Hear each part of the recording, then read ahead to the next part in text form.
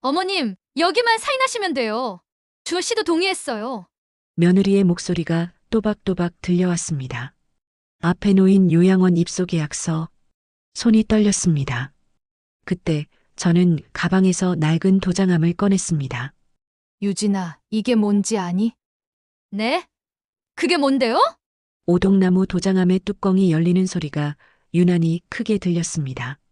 그 안에서 등기부등본, 예금 통장 사본, 그리고 인감 도장이 하나씩 쏟아져 나왔습니다. 며느리의 얼굴에서 이 집 내 이름이야. 통장도, 전세금도 피가 싹 가셨습니다. 어머님, 그게 무슨? 내가 나를 미쳤다고 했지. 미친 사람이 이런 걸 혼자 준비할 수 있을까? 주변 테이블의 시선이 일제히 우리를 향했습니다. 커피잔을 든 손이 멈췄고 속삭이던 목소리들이 잠잠해졌습니다. 저 여자가 할머니를 요양원에 보내려고 했구나. 모두가 그 눈빛으로 며느리를 바라봤습니다. 어머님, 저는 정말 어머님을 위해서. 날 위해서? 내 재산을 위해서겠지. 저는 박정숙 65세입니다. 평생을 조용히 가족을 위해 살아온 평범한 여자였습니다.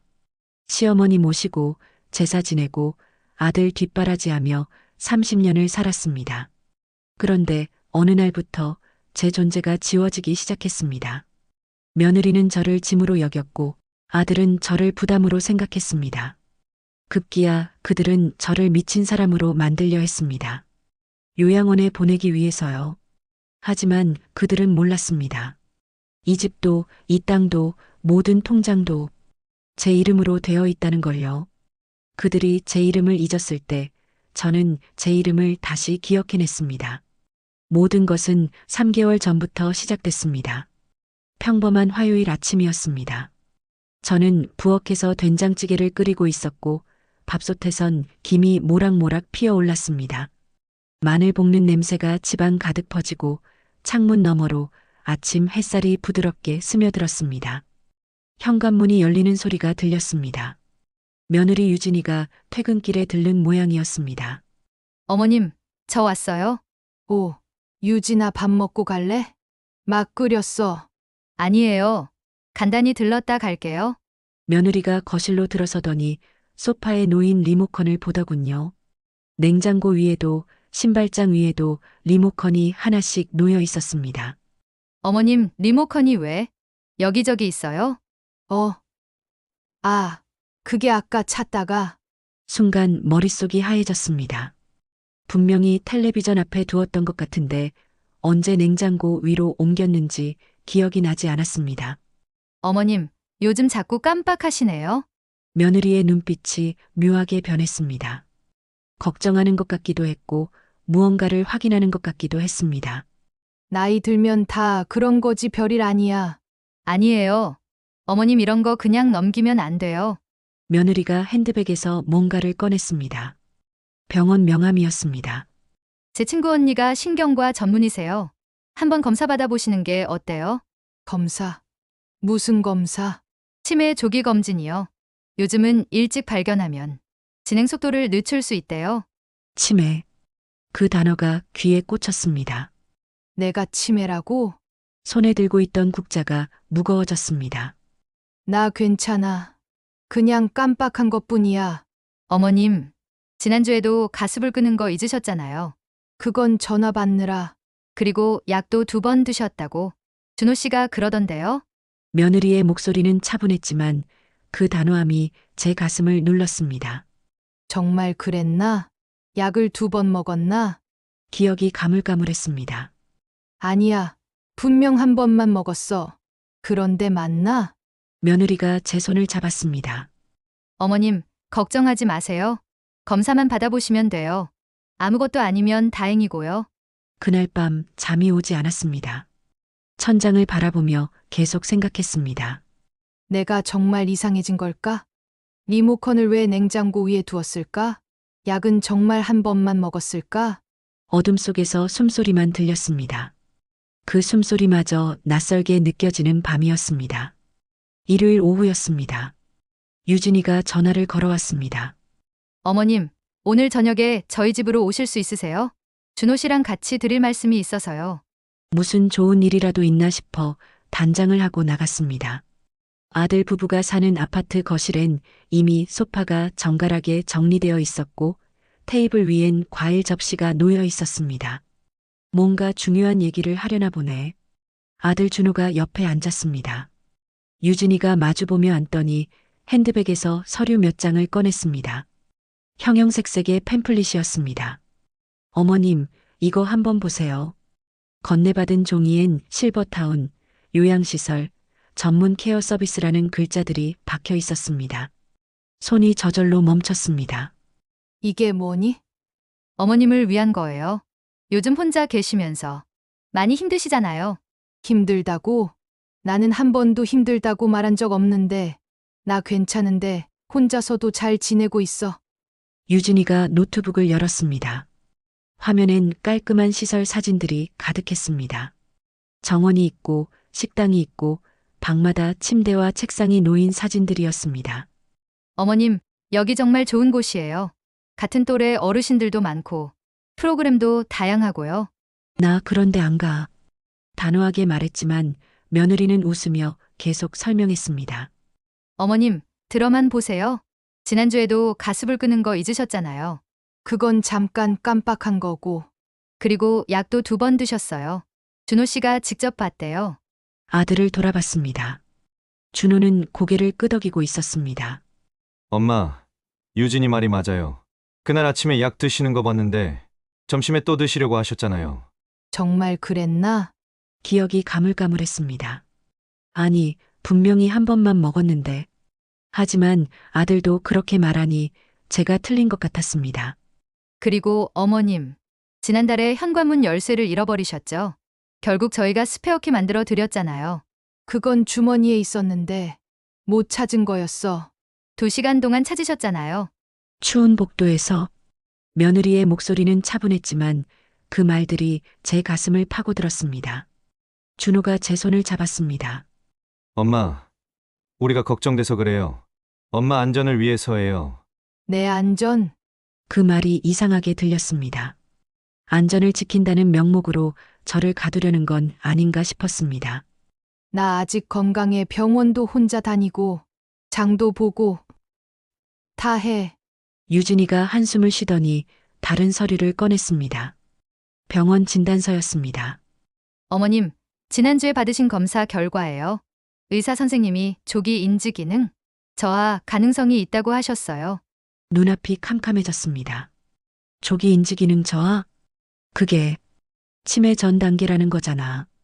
그래서 전문가의 도움이 필요하다고 하셨어요.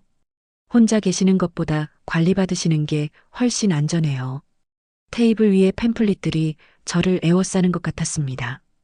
밝은 색깔, 웃는 어르신들 사진, 편안한 노후라는 문구들이 모두 거짓말처럼 느껴졌습니다. 준호야, 너도 정말 엄마가 그런 데 가야 한다고 생각하니? 아들은 한참을 망설이더니 고개를 끄덕였습니다. 엄마, 미안해요. 근데 이게 최선인 것 같아요. 그 순간 세상이 무너졌습니다. 내 아들이 날 버리는구나. 집으로 돌아오는 길 계단을 오르는데 다리에 힘이 없었습니다. 현관문을 열고 불을 켰지만 집이 낯설게 느껴졌습니다. 소파에 주저앉아 천장을 바라봤습니다. 나 정말 미친 걸까? 기억이 없는 걸까? 아니면 저 애들이 날 그렇게 만들려는 걸까? 밤이 깊어갔습니다. 잠이 오지 않아 방 안을 서성였습니다. 창밖엔 가로등 불빛이 희미하게 들어왔고 시계 소리만 똑딱똑딱 울렸습니다. 문득 옛날 생각이 났습니다. 남편이 살아있을 때 중요한 서류는 항상 안방 서랍 깊숙한 곳에 보관했던 기억. 저도 모르게 서랍장 앞에 서 있었습니다. 먼지 쌓인 서랍을 하나씩 열었습니다. 오래된 사진, 편지, 영수증들. 그리고 맨 아래 낡은 천으로 쌓인 무언가가 손에 잡혔습니다. 천을 풀자 오동나무 도장함이 나타났습니다. 30년은 좋게 묵은 것 같은 문양이 선명한 나무 상자였습니다. 뚜껑을 열었습니다. 붉은 인감도장이 조용히 누워 있었습니다. 그리고 그 아래 접힌 서류들. 손이 떨리며 서류를 펼쳤습니다. 부동산 등기부등본, 명의인 박정숙, 예금통장 사본, 예금주 박정숙, 전세금 이체 내역서, 입금인 박정숙. 하나하나 확인할수록 가슴이 뛰었습니다. 맞아, 다 내 이름이었어. 집도, 땅도, 통장도 내가 남편 보험금 받아서 산 거였어. 아들 명의로 넘긴 게 아니었어. 그 순간 정신이 번쩍 들었습니다. 이 애들이 나를 미쳤다고 하며 요양원에 보내려는 이유가 뭘까? 혹시 이 재산 때문인가? 도장함을 꼭 안고 앉았습니다. 새벽 3시 고요한 방 안에서 혼잣말이 새어나왔습니다. 내가 미쳤다고? 좋아. 그럼 증명해 보이지. 내가 누군지, 이 집이 누구 건지, 정신 멀쩡한 사람이 어떻게 준비하는지 보여줄게. 창밖엔 동이 트기 시작했습니다. 도장함을 서랍에 도로 넣지 않고 옷장 깊숙한 곳에 조심스럽게 숨겼습니다. 거울을 봤습니다. 충혈된 눈, 축 처진 어깨, 하얗게 센 머리. 하지만 그 눈빛만큼은 30년 전처럼 또렷했습니다. 박정숙, 정신 차려. 이제 싸워야 해. 월요일 아침 7시. 평소보다 1시간 일찍 일어났습니다. 거울 앞에서 옷을 골랐습니다. 검은색 블라우스에 베이지색 바지, 그리고 20년 묵은 가죽 핸드백. 오늘은 정신 똑바로 박정숙으로 다녀와야지. 핸드백 안에 도장함을 조심스럽게 넣었습니다. 무게가 묵직했지만 그 무게가 오히려 든든했습니다. 현관문을 나서는데 계단 아래서 이웃 박 여사가 올라왔습니다. 어머, 정숙 씨. 어디 가세요? 아침부터 단장을 하셨네? 은행 좀 다녀와야 해서요. 은행? 혼자 가세요?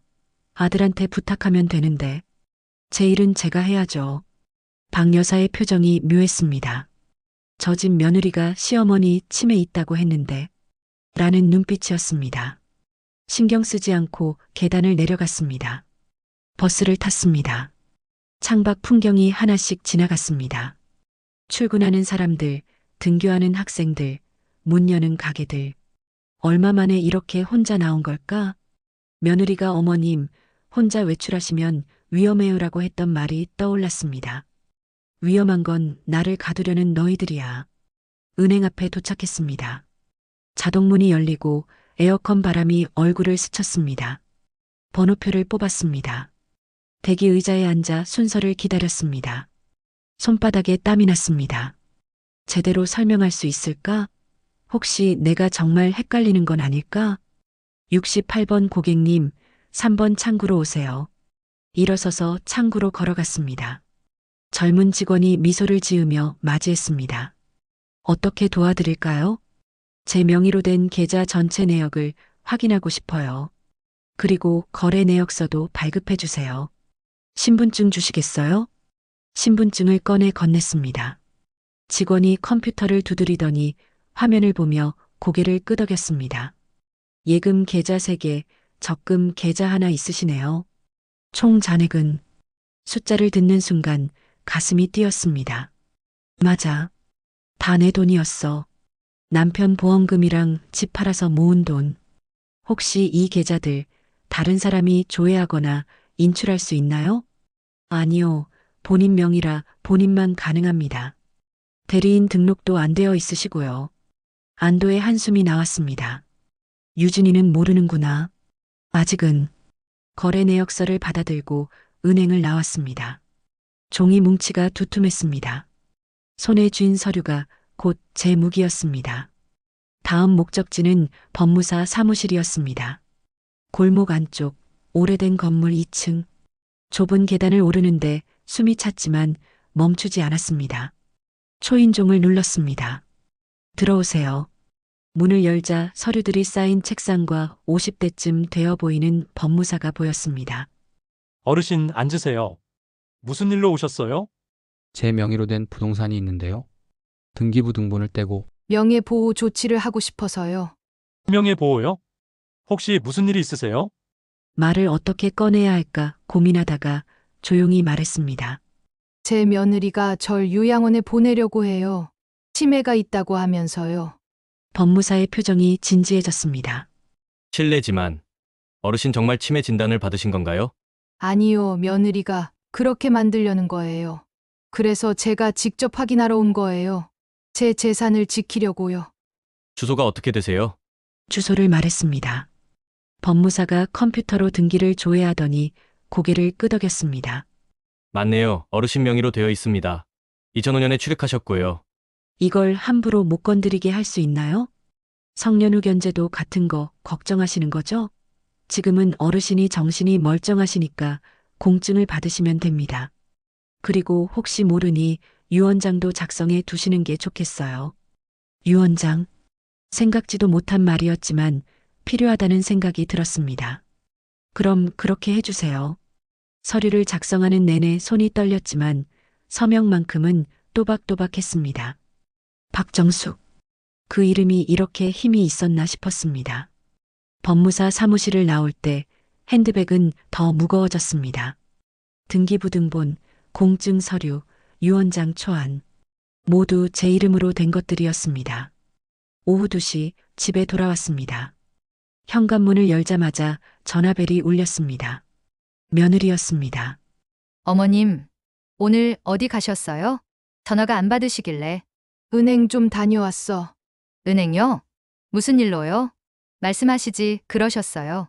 제가 같이 가드릴 텐데. 목소리는 부드러웠지만 그 속에 경계심이 숨어 있었습니다. 내일은 내가 알아서 해. 너 도움 필요 없어. 네, 알겠어요. 근데 너무 무리하지 마세요. 건강 생각하셔야죠. 전화를 끊었습니다. 벌써 눈치챘나? 아니야, 아직은 괜찮아. 조심하자. 방으로 들어가 문을 잠갔습니다. 서랍에서 새 노트를 꺼냈습니다. 펜을 들고 한 글자 한 글자 적어 내려갔습니다. 은행 계좌 확인 완료, 총 4개 계좌, 모두 본인 명의. 부동산 등기 확인 완료, 명의, 보호조치, 유언장 초안 작성, 그리고 다음 할 일을 적었습니다. 증거 수집, 며느리의 거짓말 기록. 노트를 덮고 책상 서랍 깊숙한 곳에 넣었습니다. 창밖을 바라봤습니다. 해가 서쪽으로 기울고 있었습니다. 그림자가 길게 늘어졌습니다. 박정숙, 너는 미치지 않았어. 오늘 증명했잖아. 은행도 혼자 갔고 법무사도 혼자 만났고 다 내가 했어. 혼잣말을 하는데 입가에 미소가 번졌습니다. 30년 만에 느끼는 해방감이었습니다. 그날 밤 꿈을 꾸었습니다. 남편이 나타나 말했습니다. 여보, 잘하고 있어. 내 이름 지켜. 다음 날 아침 며느리에게서 또 전화가 왔습니다. 어머님, 이번 주 토요일에 시간 되세요? 같이 병원 가려고요. 저는 차분히 대답했습니다. 나 이미 병원 예약했어. 혼자 갈 거야. 전화기 너머로 침묵이 흘렀습니다. 수요일 오후 경로당에 갔습니다. 오랜만이었습니다. 며느리가 어머님, 요즘 밖에 나가시면 위험해요라고 해서 발길을 끊었었거든요. 하지만 오늘은 달랐습니다. 나는 위험하지 않아. 나는 멀쩡해. 현관문을 열고 들어서자 익숙한 냄새가 코를 찔렀습니다. 보리차 끓는 냄새, 오래된 장판의 냄새, 할머니들이 바르는 핸드크림 냄새. 어머, 정숙 씨, 어디 갔다 왔어요? 한 달 만에 보는 것 같네. 김 선생님이 반갑게 맞아주셨습니다. 집에 일이 좀 있어서요. 오늘은 시간이 나서 왔어요. 구석 탁자에 앉았습니다. 할머니들이 화투를 치고 어떤 분은 신문을 보고 또 어떤 분은 졸고 계셨습니다. 평화로운 오후였습니다. 보리차를 마시며 창밖을 바라보고 있는데 누군가 옆에 앉았습니다. 정숙 언니 맞죠? 돌아보니 낯익은 얼굴이었습니다. 명자야? 이명자? 맞아요. 언니 기억하시네요. 저 20년 전에 서울에서 이사 왔었잖아요. 명자였습니다. 전에 같은 아파트 단지에 살았던 친구였습니다. 어머, 명자야. 살이 많이 빠졌네. 어디 아팠어? 아니에요. 요즘 걷기 운동 열심히 해서 그래요. 언니는 변함없으시네요. 우리는 오랜만에 만난 친구처럼 이야기를 나눴습니다. 자식 이야기, 건강 이야기, 동네 이야기. 그러다 명자가 조용히 물었습니다. 언니, 요즘 표정이 안 좋으시던데. 무슨 일 있어요? 순간 말문이 막혔습니다. 이 얘기를 꺼내야 하나 말아야 하나. 하지만 명자의 눈빛이 진심으로 걱정하고 있었습니다. 사실은 며느리가 날 요양원에 보내려고 해. 명자의 얼굴이 굳었습니다. 뭐라고요? 요양원? 치매가 있다고 하면서. 근데 나 멀쩡한데 말이야. 명자가 제 손을 꽉 잡았습니다. 손바닥이 따뜻했습니다. 언니, 저도 그랬어요. 응? 5년 전에 제 며느리가 똑같이 했어요. 저를 치매 환자로 만들려고. 가슴이 철렁했습니다. 정말? 명자가 주위를 살피더니 목소리를 낮췄습니다. 제 경우엔 더 심했어요. 제 약을 몰래 바꿔 먹이고 기억력 검사할 때 일부러 방해하고 결국 병원에서 경도 치매 판정을 받았죠. 그래서 어떻게 됐어? 제가 싸웠어요. 다른 병원 3곳을 더 다니며 재검사 받았고 변호사 선임했고 증거도 모았어요. 결국 며느리가 포기했죠. 명자의 눈빛이 단단했습니다. 그 눈빛 속엔 제가 겪고 있는 고통을 아는 사람만이 가질 수 있는 이해가 담겨 있었습니다. 언니, 가만히 당하고만 있으면 안 돼요. 요양원 한번 들어가면 나올 수 없어요.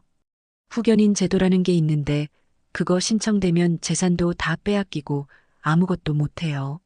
손끝이 차가워졌습니다. 후견인 제도. 그게 유진이가 노리는 거구나. 명자야, 나 어떻게 해야 해? 명자가 핸드백에서 명함을 꺼냈습니다. 이분, 제가 도움받았던 변호사예요. 이런 사건 전문으로 하시는 분이에요. 꼭 연락하세요. 명함을 받아들었습니다. 김현수 변호사, 성년후견 전문. 명함이 손에서 뜨거웠습니다. 그리고 언니, 절대 혼자 병원 가지 마세요. 며느리가 같이 가자고 하면 더더욱 안 돼요. 의사한테 뭐라고 미리 말해놓을 수 있거든요. 알았어. 고마워, 명자야. 언니 힘내세요. 언니는 멀쩡하잖아요. 그 며느리가 이상한 거지. 명자와 헤어지고 집으로 돌아오는 길. 핸드백 안명함이 계속 신경 쓰였습니다. 드디어 내 편이 생겼어. 혼자가 아니구나. 집에 도착해 문을 여는데 핸드폰이 울렸습니다. 며느리였습니다. 어머님, 토요일 병원 예약 확인됐어요. 오전 10시요. 제가 모시러 갈게요. 나 혼자 갈 수 있어. 아니에요. 제가 같이 가야죠. 의사 선생님도 보호자 동반 필수래요. 보호자 동반 필수? 명자가 했던 말이 떠올랐습니다. 의사한테 뭐라고 미리 말해놓을 수 있거든요. 유진아, 나 그날 약속 있어. 못 가. 네. 무슨 약속인데요? 병원이 더 중요하잖아요. 내 일정은 내가 알아서 해. 다음 주에 내가 혼자 다시 예약할게. 어머님, 전화를 끊었습니다. 손이 떨렸습니다. 거실에 앉아 명자가 준 명함을 다시 꺼냈습니다. 김현수 변호사. 한참을 명함을 바라보다가 전화를 걸었습니다. 신호음이 3번 울렸습니다. 네, 김현수 변호사 사무실입니다. 저 이명자 씨 소개로 연락드렸습니다. 상담 좀 받고 싶은데요. 네, 언제 방문 가능하세요? 금요일 오후에 갈 수 있을까요? 2시에 예약 가능합니다. 성함이 어떻게 되세요? 박정숙입니다. 전화를 끊고 창밖을 바라봤습니다. 해가 서산으로 기울고 있었습니다. 하늘이 주황빛으로 물들어갔습니다. 이제 시작이야. 혼자가 아니니까 더 이상 무섭지 않아. 그날 밤 며느리에게서 문자가 왔습니다. 어머님, 토요일 병원 꼭 가셔야 해요. 안 가시면 저희가 걱정돼서 일도 못해요. 문자를 읽고 답장하지 않았습니다. 대신 명자에게 문자를 보냈습니다. 명자야, 변호사 예약했어. 금요일에 만나. 고마워. 곧바로 답장이 왔습니다. 언니 잘하셨어요. 끝까지 버티세요. 제가 응원할게요. 금요일 오후 변호사 사무실을 다녀왔습니다. 김현수 변호사는 제 이야기를 끝까지 들어주었습니다. 어르신, 일단 병원 진단부터 다시 받으세요. 며느리분이 없는 곳에서요. 그리고 모든 대화는 녹음하시고 증거를 최대한 모으세요. 손에 녹음기를 쥐고 집으로 돌아왔습니다. 작은 기계였지만 무거웠습니다. 이제 내 가족을 녹음해야 한다니. 현관문을 여는데 안에서 목소리가 들렸습니다. 며느리와 아들이 와 있었습니다. 어머님, 어디 갔다 오세요? 유진이가 소파에 앉아 있었고 준호는 부엌에서 물을 마시고 있었습니다. 산책 좀 했어. 요즘 자주 나가시네요? 혼자 다니시면 위험하다고 했잖아요. 며느리의 목소리에 가시가 돋쳐 있었습니다. 경계하고 있구나. 소파에 앉았습니다. 며느리가 다가와 제 옆에 앉더니 핸드폰을 꺼냈습니다. 어머님, 내일 병원 예약 확인하셨죠? 오전 10시 내일 못 가 약속 있다고 했잖아. 어머님, 무슨 약속이 그렇게 중요해요? 건강이 먼저잖아요. 준호가 다가와 앞에 섰습니다. 엄마, 우리가 걱정돼서 그래요.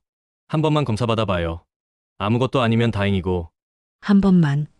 그 말만 계속 반복하네. 나 안 가. 며느리의 얼굴이 굳었습니다. 어머님, 지금 말씀 제대로 하시는 거예요? 병원 안 가시겠다고요? 응, 안 가. 침묵이 흘렀습니다. 며느리가 핸드폰을 만지작거리더니 화면을 제게 보여줬습니다.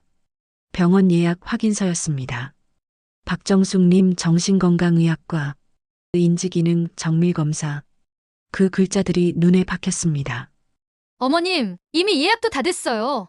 의사 선생님도 기다리고 계시고요. 그냥 한 번만 가시면 돼요. 싫어, 나 멀쩡해. 멀쩡하신 분이 리모컨을 냉장고 위에 두세요? 약을 2번 드세요? 며느리의 목소리가 점점 날카로워졌습니다. 그건 그리고 지난주엔 제 전화번호도 기억 못 하셨잖아요. 전화번호를 기억 못했나? 기억이 가물가물했습니다. 아니, 분명히 알고 있는데. 순간 머릿속이 하얘졌습니다. 내가 정말 이상한 걸까? 그때 아들이 제 손을 잡았습니다. 엄마, 제발 우리 말 좀 들어줘요. 손을 뿌리쳤습니다. 손 치워 나한테 그러지 마. 거실이 조용해졌습니다. 며느리가 일어서더니 가방을 들었습니다. 준호 씨, 우리 가요. 어머님 혼자 생각하시게. 가요. 지금 말해봤자 소용없어요. 현관문이 닫혔습니다. 혼자 남았습니다. 거실의 시계 소리만 똑딱똑딱 울렸습니다. 한참을 그렇게 앉아 있었습니다. 핸드폰이 울렸습니다. 아들이었습니다. 받지 않았습니다. 또 울렸습니다. 이번엔 문자였습니다.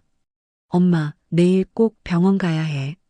안 가시면 나 정말 걱정돼서 어떻게 해야 할지 모르겠어. 문자를 읽고 또 읽었습니다. 어떻게 해야 할지 모르겠다. 그게 무슨 뜻이지? 혹시 강제로 데려갈 생각인가? 가슴이 두근거렸습니다. 명자가 했던 말이 떠올랐습니다. 요양원 한번 들어가면 나올 수 없어요. 변호사가 했던 말도 떠올랐습니다. 후견인 신청되면 재산도 다 빼앗기고 아무것도 못해요. 일어나 방으로 갔습니다. 문을 잠그고 옷장을 열었습니다. 도장함을 꺼냈습니다. 뚜껑을 열자 붉은 인감 도장이 조용히 누워 있었습니다. 이게 내 무기야. 이게 날 지켜줄 거야. 핸드폰을 다시 들었습니다. 아들에게 전화를 걸었습니다. 신호음이 2번 울리고 아들이 받았습니다. 엄마, 준호야. 왜? 마음 바뀌었어? 내일 병원 갈 거야? 아니, 그게 아니라 너한테 물어볼 게 있어.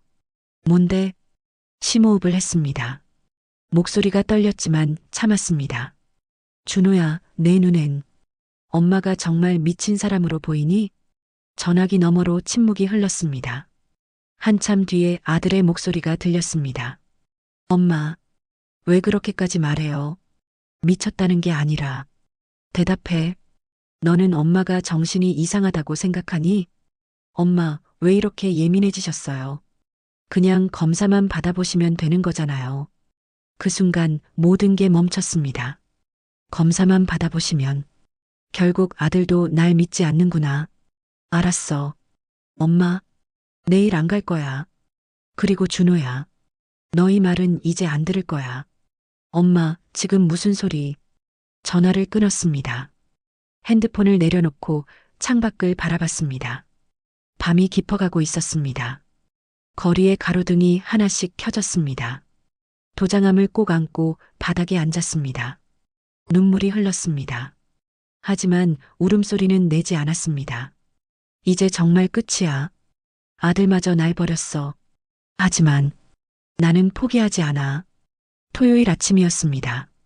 문을 두드리는 소리에 잠에서 깼습니다. 어머님, 저예요. 문 열어주세요. 며느리 목소리였습니다. 시계를 봤습니다. 아침 9시. 병원 예약 시간이 10시였지. 문을 열자 며느리와 아들이 서 있었습니다. 어머님, 준비하세요. 병원 가야죠. 나 안 간다고 했잖아.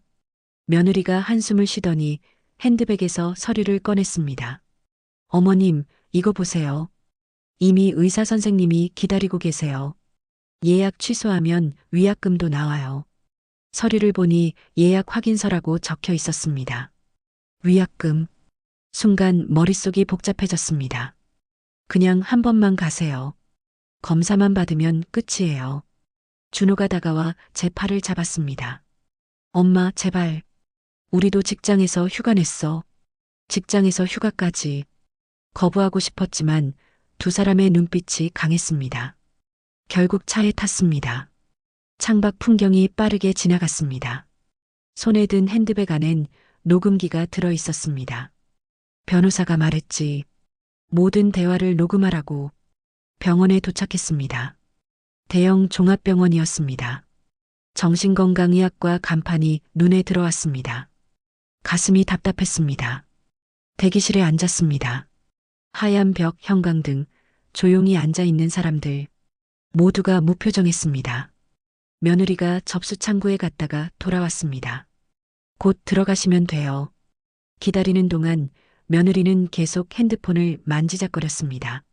뭘 하는 거지? 박정숙님, 3번 진료실로 들어오세요. 호명이 떨어졌습니다. 일어섰습니다. 다리가 후들거렸습니다. 제가 같이 들어가도 되죠? 며느리가 간호사에게 물었습니다. 네, 보호자 동반 필수예요. 보호자. 그 단어가 귀에 걸렸습니다. 진료실 문을 열었습니다. 50대쯤 되어 보이는 남자 의사가 앉아 있었습니다. 앉으세요. 의자에 앉았습니다. 의사가 컴퓨터 화면을 보더니 물었습니다. 박정숙님, 요즘 어떠세요? 저는 괜찮아요. 보호자분 말씀으로는 기억력에 문제가 있다고 하셨는데, 며느리가 끼어들었습니다. 선생님, 어머님이 요즘 자꾸 깜빡하세요. 리모컨을 냉장고 위에 두시고 약도 2번 드시고요. 그런 일이 자주 있으세요? 저는 말을 잇지 못했습니다. 정말 그랬나 싶어서요. 며느리가 핸드폰을 꺼냈습니다. 선생님, 제가 영상을 찍어왔어요. 보시면 아실 거예요. 영상? 의사가 핸드폰을 받아들었습니다. 화면에서 소리가 흘러나왔습니다. 제 목소리였습니다. 여기가 어디지? 현관문이 어디 있었더라? 영상 속에서 저는 집안을 헤매고 있었습니다. 열쇠를 어디 뒀더라? 가방을 뒤지는 모습이 나왔습니다. 저건 언제 찍은 거지? 기억이 나지 않았습니다. 의사가 고개를 끄덕이며 말했습니다. 공간 지각력에 문제가 있어 보이네요. 며느리가 또 다른 영상을 보여줬습니다. 이번엔 제가 약을 먹는 장면이었습니다. 한 번 먹고 그리고 몇 분 뒤 또 약을 꺼내는 모습. 약 먹었나? 안 먹었나? 혼잣말하는 제 목소리가 들렸습니다. 눈앞이 캄캄해졌습니다. 저런 일이 정말 있었나? 아니면 편집한 건가? 하지만 저게 내 목소리고 우리 집이잖아. 의사가 저를 바라봤습니다. 박정숙님, 오늘은 간단한 검사만 하겠습니다. 긴장하지 마세요. 검사가 시작됐습니다. 오늘이 며칠입니까? 대통령 이름이 뭡니까? 100에서 7씩 빼보세요. 질문들이 쏟아졌습니다. 대답을 했습니다. 하지만 중간중간 막히는 부분이 있었습니다. 분명히 아는 건데 왜 생각이 안 나지? 검사가 끝나고 의사가 말했습니다. 일단 오늘 검사 결과로는 경도인지장의 가능성이 있습니다.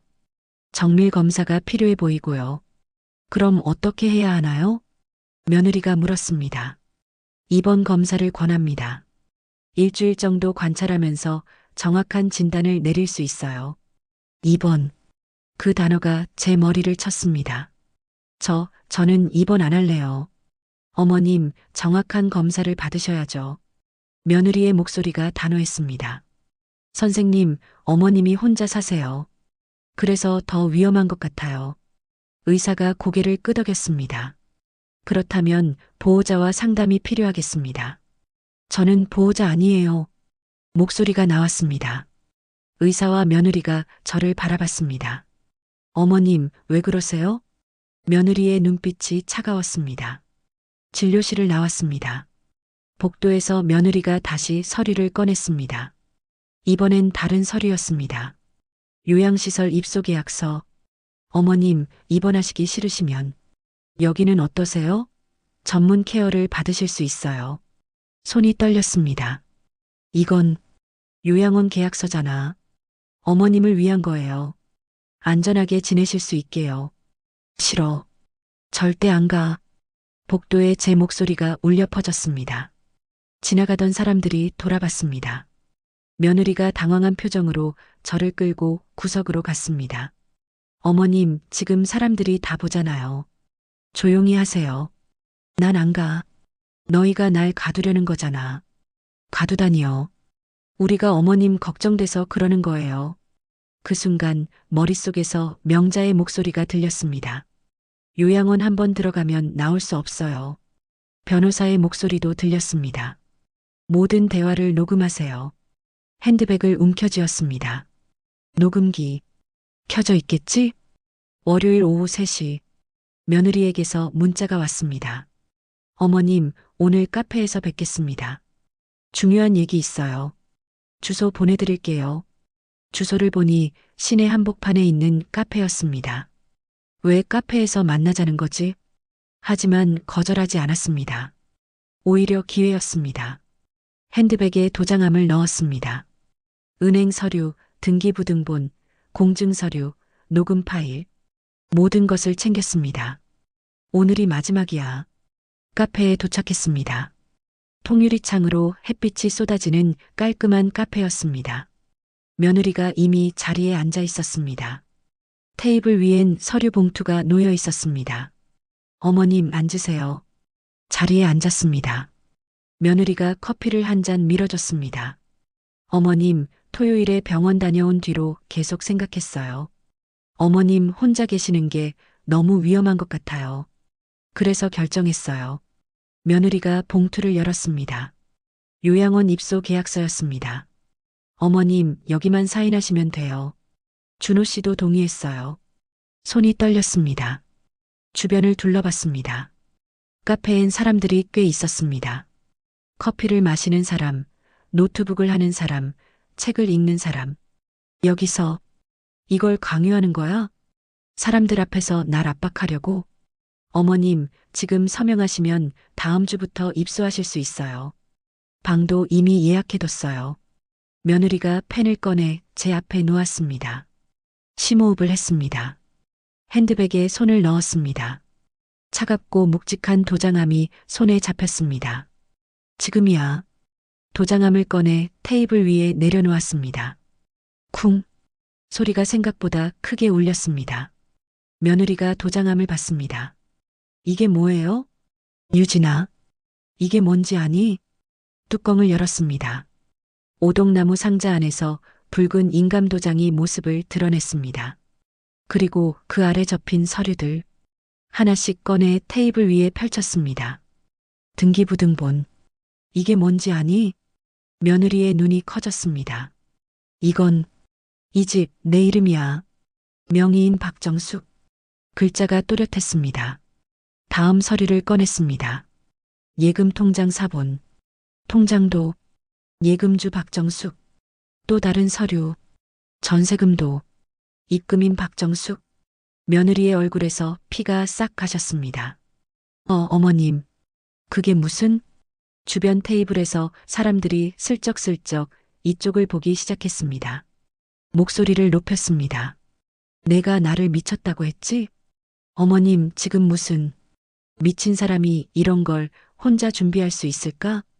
며느리가 입을 다물었습니다. 손이 부들부들 떨리고 있었습니다. 마지막 서류를 꺼냈습니다. 공증서.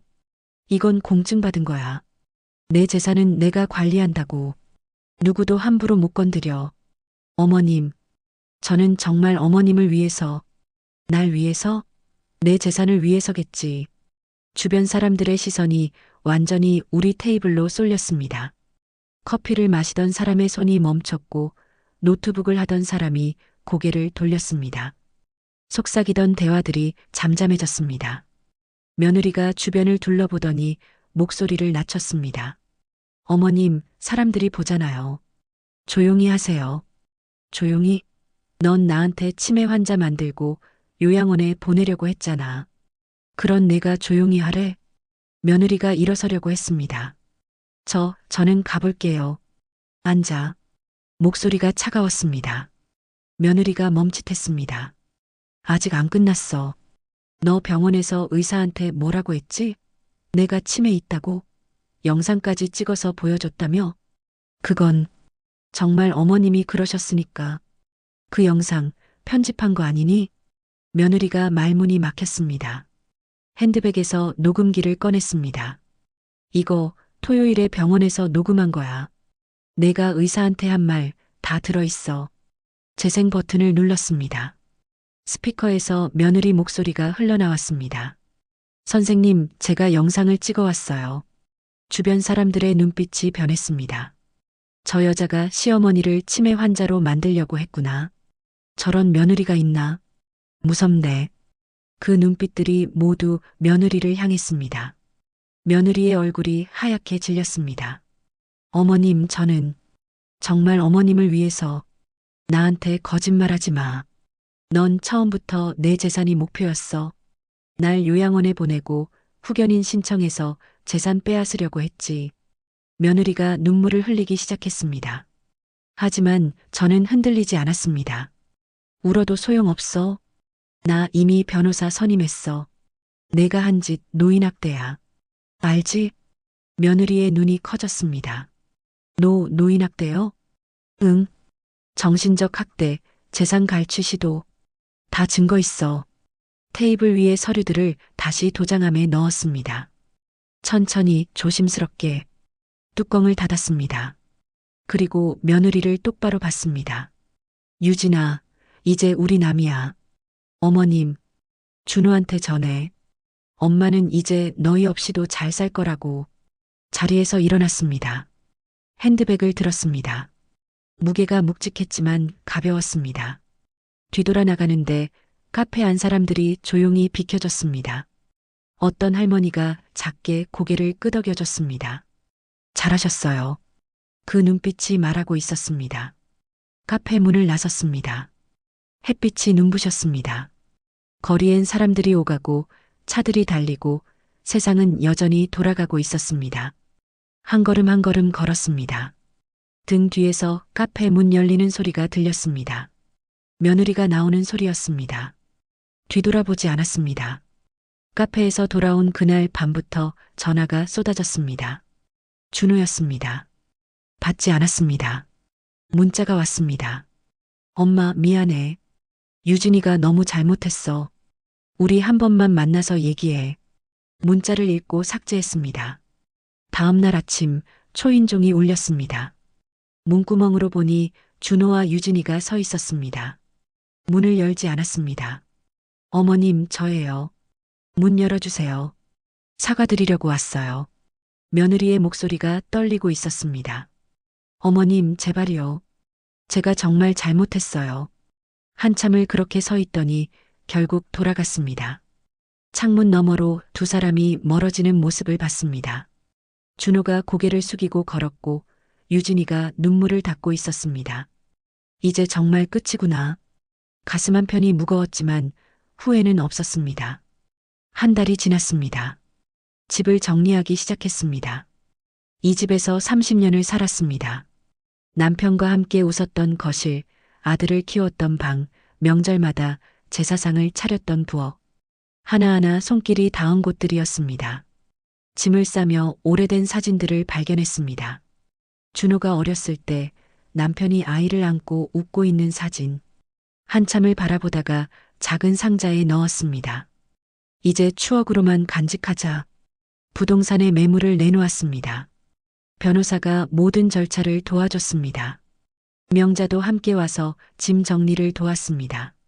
언니, 정말 괜찮아요? 이 큰 집을 다 정리하고. 괜찮아. 이제 나한테 맞는 곳에서 살려고. 새로 구한 곳은 역 근처 작은 원룸이었습니다. 넓지는 않았지만 햇빛이 잘 들었습니다. 혼자 살기엔 충분했습니다. 이사 첫날 짐을 풀며 도장함을 꺼냈습니다. 새 서랍장 맨 위 칸에 조심스럽게 넣었습니다. 뚜껑을 닫으며 손바닥으로 한번 쓰다듬었습니다. 고마워. 내가 날 지켜줬어. 경로당에 다시 나가기 시작했습니다. 명자와 함께 차를 마시고 화투도 치고 산책도 했습니다. 언니, 요즘 얼굴이 환해졌어요. 그래, 나도 그런 것 같아. 어느 날 경로당에서 새로운 프로그램을 시작했습니다. 수채화 교실이었습니다. 처음 붓을 잡아봤습니다. 서툴렀지만 재미있었습니다. 물감이 번지는 모습을 보며 한참을 웃었습니다. 이런 것도 할 수 있구나, 나. 명자가 옆에서 말했습니다. 언니, 그림 재능 있어요. 다음 주엔 야외 스케치 간대요. 같이 가요. 좋지. 어느 봄날 오후였습니다. 원룸 창가에 앉아 커피를 마시고 있었습니다. 창밖으로 벚꽃이 흩날렸습니다. 핸드폰이 울렸습니다. 준호였습니다. 이번엔 받았습니다. 엄마, 준호야. 건강하시죠? 응. 잘 지내고 있어. 침묵이 흘렀습니다. 엄마, 저 정말 미안해요. 그때 제가 엄마 편을 들었어야 했는데. 알아. 엄마, 우리 다시. 준호야. 엄마는 너를 용서해. 내가 내 아들인 건 변하지 않아. 전화기 너머로 준호가 흐느끼는 소리가 들렸습니다. 근데 말이야, 다시는 예전처럼 못 살아. 엄마는 이제 엄마 인생을 살 거야. 네. 가끔 전화는 해. 그 정도는 괜찮아. 감사합니다, 엄마. 전화를 끊었습니다. 눈물이 한 방울 떨어졌습니다. 하지만 후회는 없었습니다. 이게 맞는 거야. 저녁이 되었습니다. 작은 부엌에서 저녁을 차렸습니다. 된장찌개에 밥, 김치 한 접시. 혼자 먹는 저녁이었지만 외롭지 않았습니다. 식사를 마치고 설거지를 했습니다. 그릇을 닦으며 흥얼거렸습니다. 예전엔 노래를 부른 적이 없었는데 요즘엔 자주 나왔습니다. 거실로 돌아와 소파에 앉았습니다. 서랍장을 바라봤습니다. 일어나서 맨 위 칸을 열었습니다. 도장함이 조용히 누워 있었습니다. 꺼내서 무릎 위에 올렸습니다. 뚜껑을 열었습니다. 붉은 인감 도장이 보였습니다. 손가락으로 도장을 쓰다듬었습니다. 박정숙. 이 이름이 날 지켰어. 아니, 내가 이 이름을 지켰지. 창밖을 바라봤습니다. 도시의 불빛이 반짝이고 있었습니다. 밤하늘엔 별이 몇 개 보였습니다. 평온했습니다. 혼잣말이 흘러나왔습니다. 이제야 내 이름으로 사는구나. 입가에 미소가 번졌습니다. 도장함을 다시 서랍에 넣었습니다. 이번엔 깊숙이 넣지 않았습니다. 언제든 꺼낼 수 있는 곳에. 필요하면 또 꺼낼 수 있으니까. 불을 끄고 잠자리에 들었습니다. 베개에 머리를 대니 편안했습니다.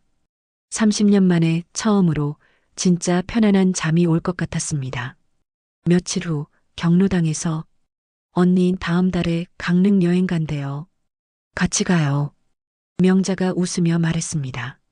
강릉? 바다? 네. 1박 2일로요. 좋아. 가자. 언니, 요즘 정말 달라졌어요. 예전엔 그렇게 소극적이셨는데. 그랬지. 이젠 내가 하고 싶은 대로 살려고. 명자가 제 손을 꽉 잡았습니다. 언니 멋져요. 함께 웃었습니다. 창밖으로 햇빛이 쏟아졌습니다. 새로운 계절이 시작되고 있었습니다.